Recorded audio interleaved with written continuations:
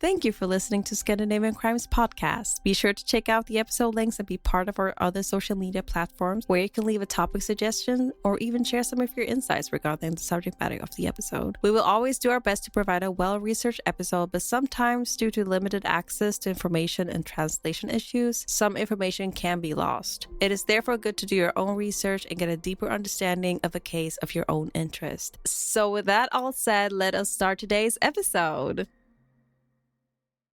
Welcome to Scandinavian Crimes. My name is Devante, and say hello to my lovely co-host, Delila. Hi. And on this podcast, we cover famous Scandinavian criminals who made their mark throughout Scandinavian history. So today, we are going to be talking about not a small case per se, but just, it's not going to be as long of an episode, but just something nice, still comfortable. And this is about Esa Åkerlund. This is a Finnish serial killer who was born July 5th, 1969, who was initially sentenced to life imprisonment for murder in 1995 of his ex-wife, but he was paroled, only to commit triple murder in 2010, of which he received 15 years for it.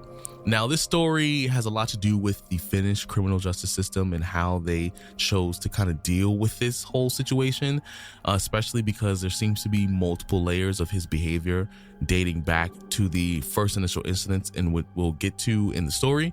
But this is an interesting story, and obviously we would love to hear your opinion about it when you finish the episode. So, saying all that, grab your tea, grab your snacks. If you're on the train or if you're on the bus, tuck yourself into a nice little corner and really turn the volume up so you can really lock in on this story. Because today, this is a story of Esa Åkerlund.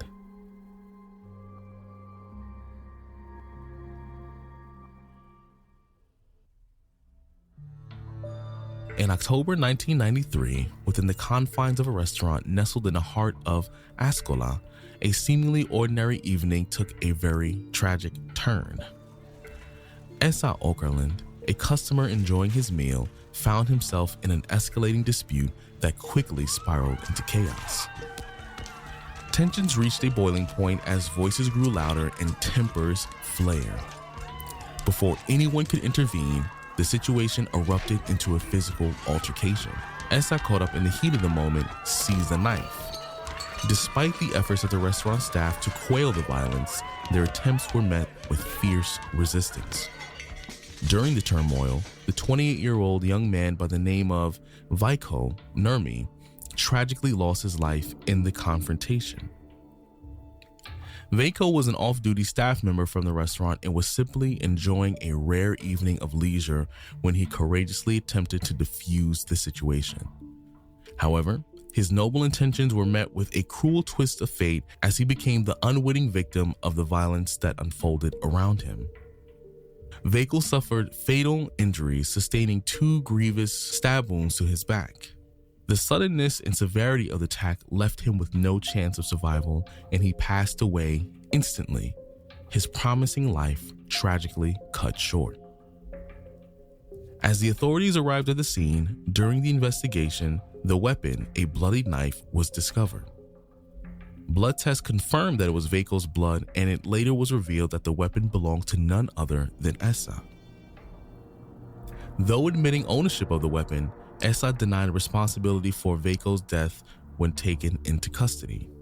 Esa faced trial and was found guilty by the district court and received a sentence of 8.5 years behind bars. However, Esa refused to accept this verdict and decided to appeal. Renowned attorney Heikki Salo took on Esa's defense, arguing that the evidence presented was not sufficient to prove his client's guilt. During the appeal, the defense presented additional witnesses, none of whom testified against Esa. Amidst the chaos in the restaurant during the incident, witnesses were unable to provide a clear account of the stabbing. One witness recalled confronting Esa about his involvement, to which Esa denied any responsibility. Heikki's compelling arguments resonated with the jury. Although they acknowledged that the victim was murdered with Esa's knife, the Court of Appeal opted to dismiss the manslaughter charges due to lack of evidence. And thus, the Court of Appeal overturned the previous ruling and acquitted Esa of all charges. Tragically, less than a year later, Esa committed another heinous crime in Isness. In September 1995, Esa and his former wife, Pernaja, divorced. Their tumultuous relationship had been fraught with instances of abusive behavior, prompting her desperate escape from him. The aftermath of the separation also resulted in a custody dispute over their 2-year-old son. With the divorce, Pernaja received full custody of their 2-year-old son, leaving Esa consumed by anger and resentment. Driven by this vengeful fury, Esa embarked on a relentless pursuit of Pernaja, eventually tracing her to a childhood home in Brno. In the middle of the night, he broke into Pernaja's residence and he stealthily made his way to her bedroom. Ignited by a storm of emotions, Esa mercilessly beat his ex-wife before ultimately resorting to shooting her with his semi-automatic pistol. The gunshot reverberated through the silent night, alerting Pernaja's brother and his girlfriend, who were visiting at the time. Rushing to his sister's aid, the brother confronted Esa with a gun, and frantic exchange of gunfire began. The brother narrowly missed Esa, and in retaliation, Esa shot him and his girlfriend, each receiving 2 hits. The ensuing chaos left both the brother and his girlfriend non-fatally wounded, becoming victims caught into the crossfire of a tumultuous family feud and the death of a family member. Esa was swiftly apprehended and faced charges of murdering his ex-wife, along with attempted murder of both the brother and his girlfriend. Despite his assertion of self-defense, this defense was immediately dismissed, leading to Esa receiving a life sentence. This verdict was later upheld by the Court of Appeal a year after his initial conviction. On December 1st, 2009, following a ruling by Helsinki Court of Appeals, Esa's life sentence was commuted and he was released from prison, having serving his time. On July 5th, 2010, Esa and his friend were celebrating his birthday in Porvoo. In the early hours of the following day, they decided to grab some food from McDonald's. As they queued at the drive-thru, another car with 4 men and a pregnant woman ahead of them sparked a dispute for reasons unspecified. Esa, in a fit of rage, brandished his revolver and fatally shot one of the passengers in the chest. He then targeted the other 2 occupants, shooting one in the mouth and the other in the head, before the pregnant woman and her boyfriend managed to escape. The entire ordeal unfolded in just 1.5 minutes, with 3 shots fired in total. Surveillance cameras captured the chilling incident. Esa and his friend attempted to flee towards Helsinki on the motorway, but were apprehended just 10 minutes later. According to the head of investigation, both men were found to be under the influence of alcohol. While in custody, police launched an investigation into how Esa, a convicted murderer, attained a firearm. They discovered that the 9mm S&W revolver had been illegally sold to him in May by 2 unidentified individuals. Despite efforts to obscure its origins, police traced the gun back to the original owner, a man born in 1944. He admitted to selling it without the proper authorizations. Although the gun seller claimed to have removed the gun's identification number himself, the police were unable to determine how the firearm ended up in Esa's possession. In October 2010, Esa stood trial for a triple murder, and 2 years later, he was found guilty on all accounts and sentenced to 15 years in prison. Claiming that his sentence was unjustly long, he made an appeal, and the Court of Appeal decided to uphold the verdict. The surveillance footage from the incident was sealed for 25 years at the request of the victim's family. The verdict sparked international attention, particularly from the United States. Ironic. Where it drew sharp criticisms of Finland's lenient sentencing practices. An article highlighted by CNN provoked a wave of scornful comments directed at Finland's justice system and its perceived lax gun control measures, and even called for reinstatement of the death penalty.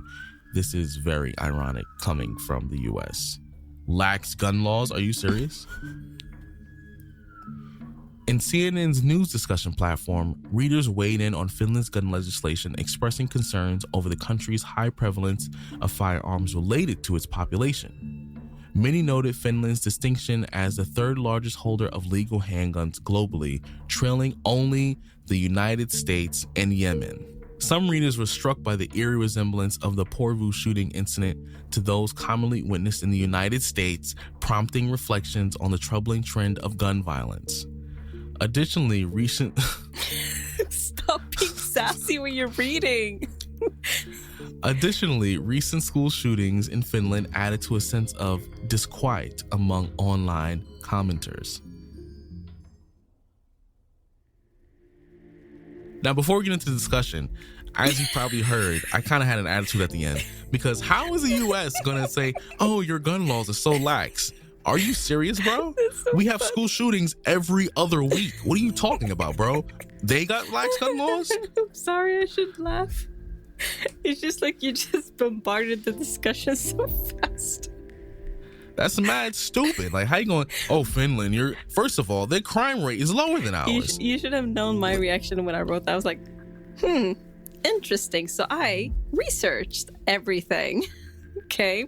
So the article that the CNN did was basically, I don't even know where they got their numbers from. I don't even know how they can write like that, because their imagination, that's where they got it from. Like, the gun laws in Finland, and also generally like in the Scandinavia in general, the only reason you would own a gun is that you have to, like, first of all, do an exam, depending on what type of like, you need to have a reason. So if you're gonna hunt, like hunting or sports, we have some sports that is like a shooting sports as well. When you go skiing and you shoot, like, there's a whole thing about that, and you need to go and get tested, and there's a lot of restrictions, and you can only use it when you do those activities. You have to carry the guns in a specific way. They have to be non-usable and only be transported to the event and then back and then secured. So there's like a whole thing where it's like you can only use it for a specific thing you've been tested on, and that's it. And I have never heard that like the numbers, but I can read the small sections that I think is relevant for this whole. If you guys are interested in the gun laws in Finland, go ahead and research. There's a lot of it online. But basically, like, individuals without a license may only use firearms under direct supervision. Unlawful possession of a firearm can result in fines or up to 2 years in prison, with harsher penalties for offenses involving fully automatic weapons or criminal activity. So between 2010 and 2015, firearms were involved in 50% of all homicides in Finland, with the perpetrator illegally possessing the firearm in 73% of cases. The school shootings that they mentioned, or that is mentioned, there have been some school shootings between these years, each resulting in multiple fatalities, and they highlighted concerns from firearm and licensing. And in response, legislation was revised in 2011 to require 2 years of documented pistol shooting hobby for pistol licenses issued only to individuals aged 20 or older, aiming to enhance scrutiny and prevent misuses of firearms. So they did, because of those events that happened, and also this case of Esa Åkerlund happened during those years also, kind of is the reason why I guess CNN kind of were doing that article. But they've been having a strict law when it comes to guns in general. So they still don't have the grounds to say anything about anyone. Yeah. And this is coming from an American. They, like, gun laws are super lax in too many states. And it sucks. And it's not really lax. It's just, I don't know how they're able to get the unlicensed guns in general. it's, you know, it's the laws here are very strict, and you can get fines and sentence in general. So I don't know why they think it's lax, but yeah.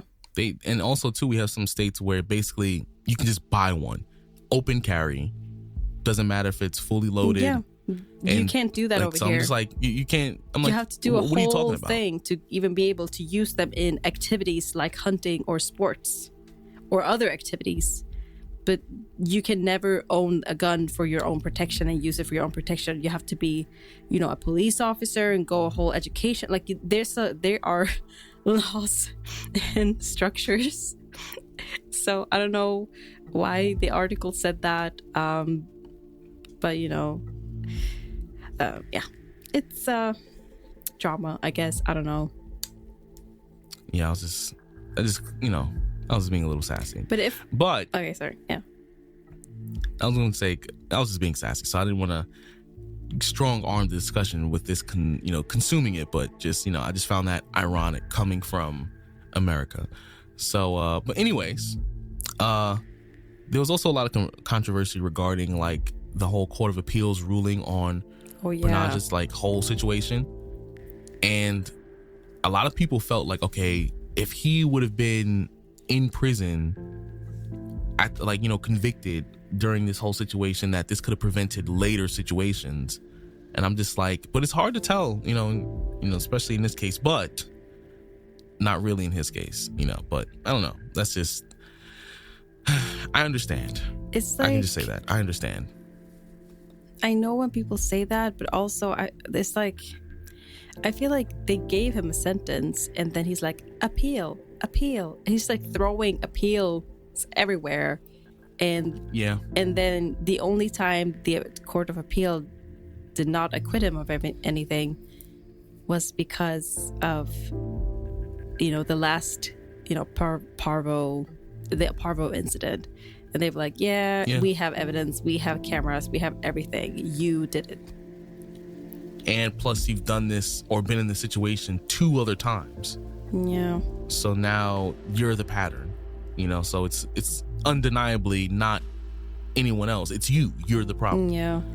And it's just like, I feel like he probably needed some anger kind of therapy or something, because every time he did everything, it was out of anger. And I feel like they kind of just put him in jail, like in jail, and then he did the whole, like, I guess after the wife, he was in jail in prison for 15 years. And then just like I guess a couple of months after that, he did the Parvo incident thing. He wasn't even out that long. He wasn't even out that long. And I'm like, come on, guys. You have so much history of this guy. Like, I don't know. There should have been like some form. I don't know if they did an evaluation on him. I mean, based on the situation of like usually how they take care of, like try to not have criminals that repeat their crimes. Oh my God, I'm stumbling so much. It's like usually they have countermeasures like, okay, you should, get some help, do some therapy, as well as, being in prison. So I don't know why they didn't really do that for him. Like, I don't know if he's still going to be in prison or he's going to be probably released, because he got 15 years for the last one. Yeah. So. And then another thing's going to happen, and another thing. It's like, if he doesn't get help about his issues, he's going to keep doing it, True. But what was the other thing as well that we didn't mention? What was it? I see here the racism. So what was his background again? He was like, the thing is, it was not really mentioned, but apparently he is a Finnish Romani. And I don't know if you guys know about Romani people in general and their history, but in Europe, the Romani community has, not been seen as, they have been very mistreated, and they're often associated or seen as like poor and they're usually blamed for like crimes and high crime rates and other things as well. And because they have a different culture and behaviors, that is perceived as like an antisocial or inappropriate way by the European society in general. And for this reason, discrimination against the Romani people keep existing, and ongoing efforts about this is kind of like they try to address this issue, and they try to like make people stop seeing Romani people this way, but it's not really doing anything. And after this incident, they kind of started mistreating even more the other Romani people living in Finland. So because like it's just not, you know, racism in general. But I don't know if you guys know about the history of the Romani community, and if you're interested in that, there's also a ton of information about that as well. But a lot of the Romani community, or the people in Finland, was like feeling like because of this incident, their children and their family members are being mistreated, and they shouldn't do that. So yeah, it always sucks how like people find that excuse for like other groups of people, like, oh, one person did this, oh, you're all like this, or because, you know, I'm like, if we're, come on, it's not like we're like, if I would, oh, Anders Breivik, he's white, and every white people. Oh my god, I'm just gonna give up in speaking. Thank you very much for coming. I'm just gonna go ahead and die. Thank you. What I was trying to say is that because somebody's doing something not that good doesn't mean that everybody is bad. So yes, yeah, that's a very white, unfortunately, thing. But either way, let us know what you think about this situation. Like I said, not a long episode today, but interesting nonetheless. Someone who just doesn't have any self-control, who still technically, I guess, people classify as a serial killer due to the amount of people he killed, but you know. Yeah, I wanted to talk about that as well, because like I thought that being a serial killer was just like killing people more than once. That you're a serial killer, but you said that you have to be, you know, more than that. You have to have like a calculative, methodical reason you do things, and he was just going of pure anger and stuff.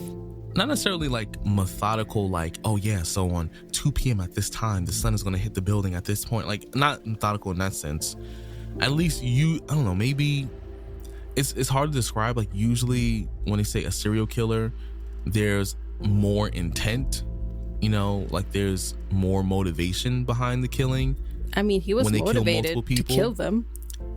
He was motivated to kill them, because but it was like mad. It was just situational. So let's say he was at home. It's not like he would leave his house and be like, I want to kill 10 people for such and such. But it was more like he would go out, something would happen, and then he would respond with violence. So that's kind of why I was like, I don't know if he's a serial killer per se.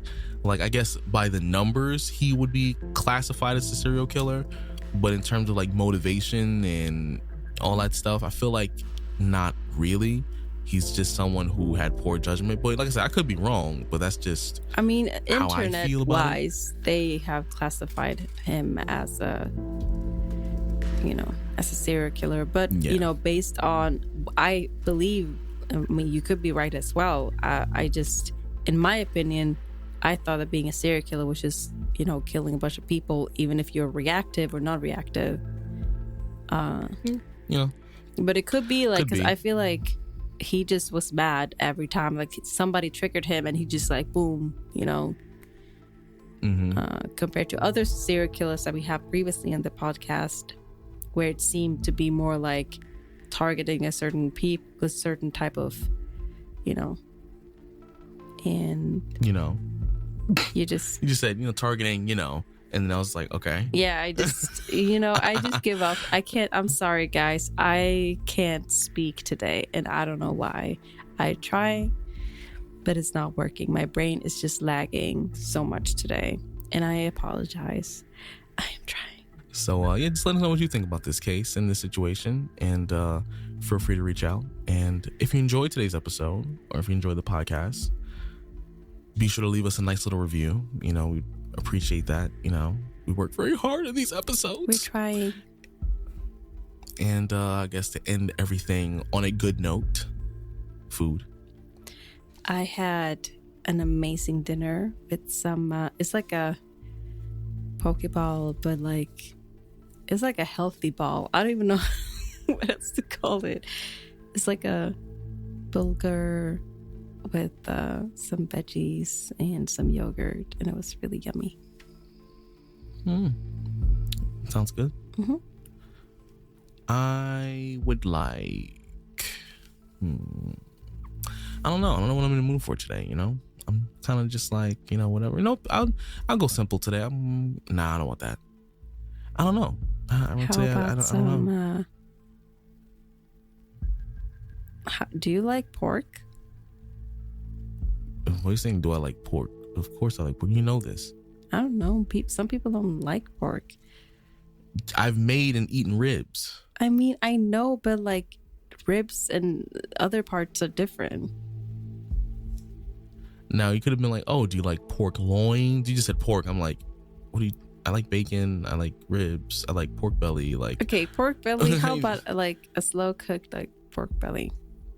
I'm not gonna lie. When I said that, I was like, yeah, I kind of want that. Because I saw a video and I was there like, we go. Yeah, it looked good.